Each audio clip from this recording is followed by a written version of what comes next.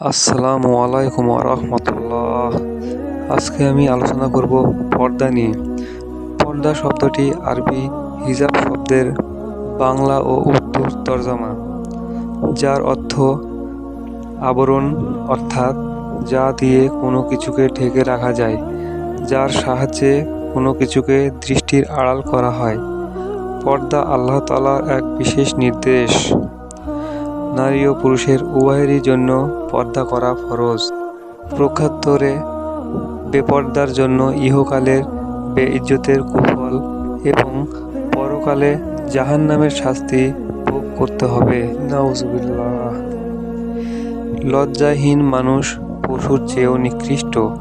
তারা যে কোনো অপরাধ করতে দ্বিধাবোধ করে না।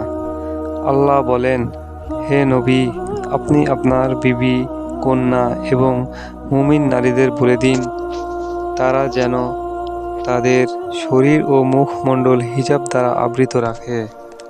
পর্দা ফরজ হওয়ার প্রমাণ।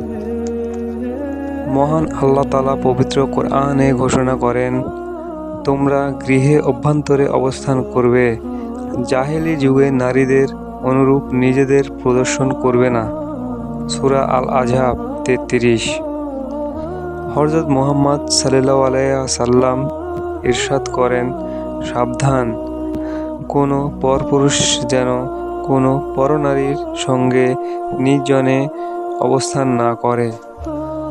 কেননা যখনই তারা নির্জনে একত্রিত হয়, শয়তান তাদের তৃতীয় জন হয় এবং কুকর্মে লিপ্ত করানোর প্রচেষ্টা চালায়, তাদের পিছু লেগে পড়ে।